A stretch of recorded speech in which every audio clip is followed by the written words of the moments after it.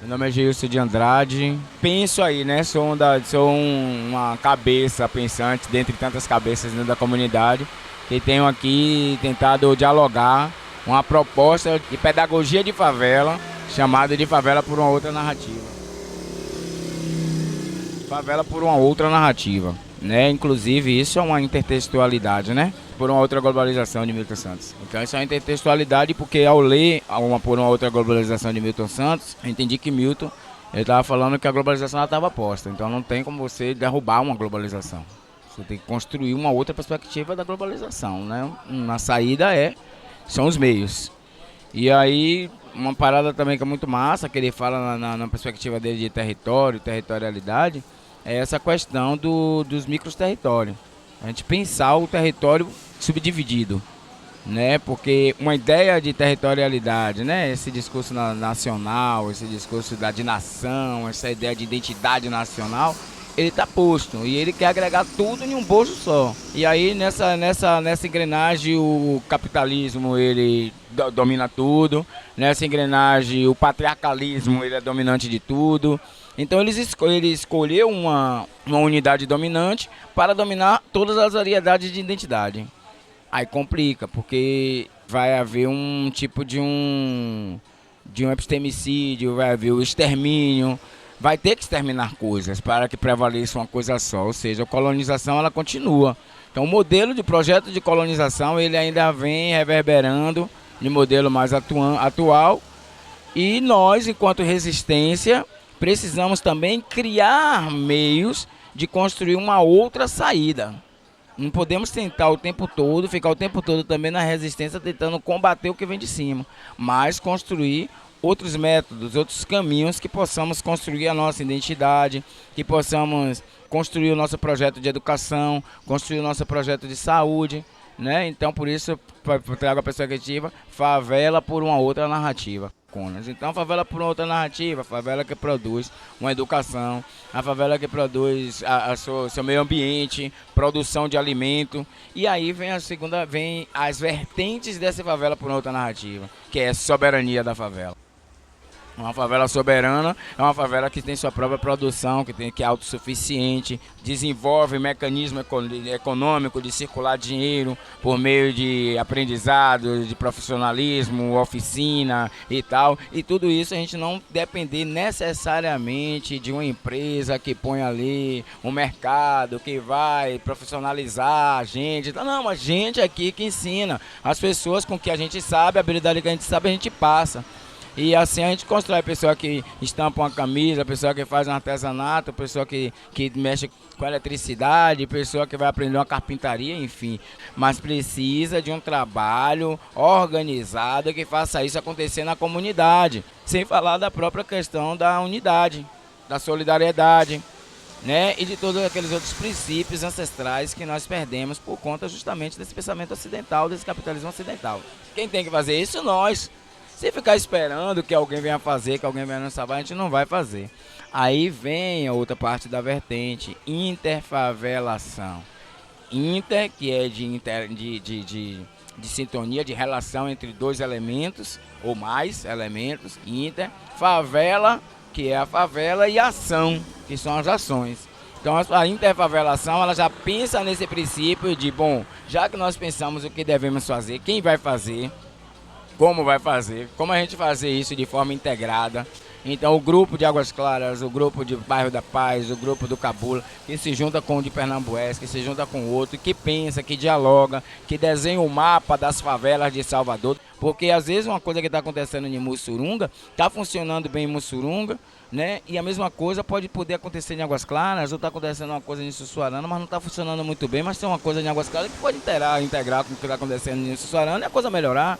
Então bora trocar nossas ideias aqui, vamos ao território daqui, bota um pouco de tempero lá e o de lá bota um pouco de tempero aqui, pô.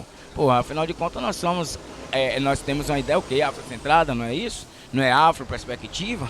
né? Não é ancestralidade? E que ancestralidade é essa que se divide tanto, né? Cada um no seu lugar, cada um no seu eixo, cada um querendo ser o Jesus, o redentor de seus territórios. Então, sem redenção, sem redentor, sem Jesus, não tem essa perspectiva. A perspectiva aqui é muito mais horizontal. E aí é onde vem um foco mais importante, que é a gente entender quem foi que nos pariu. Quem nos pariu não foi a favela, não foi a favela que nos pariu, nós não somos filhos da favela, nós somos filhos de um território. O territorialismo, precisamos implementar dentro de nós o territorialismo. Aqui é meu lugar, aqui é meu país, essa aqui é minha nação. A pátria, ela abandona todo mundo. A pátria são os da guerra, pô. A pátria é a guerra. O mundo todo se configura nessas pátrias, tudo dominada por pátria, né? Como tinha um texto de um livro de Marcos Wagner, que ele fala que o país patriarcal ele é identificado facilmente. Pátria, pastor, padre, patrulha, patriota, patrimônio, entendeu? Então tudo aqui é do pátria, tudo é pátria, pátria, pátria, pátria, e esses caras que fomentam a guerra. O mundo está em guerra com os pátrias, né? Então acho que nós, enquanto território de favela, temos que nos identificar, temos que nos religar ao nosso cordão umbilical, que é a mátria.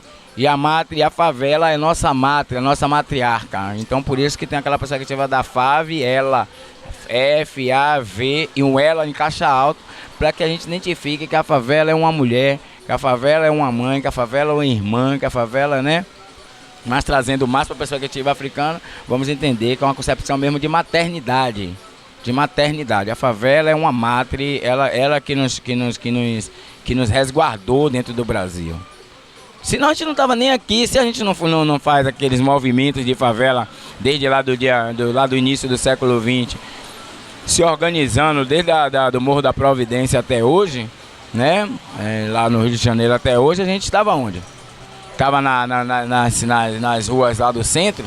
Porque quando a gente vê qual é a nossa situação na rua do centro, se nossa situação dentro da favela é feio, nossa situação é mais triste ainda no centro. No centro você vê nossos corpos debaixo da ponte, pedindo, correndo dos ataques de polícia, enfim, tipo rato de esgoto.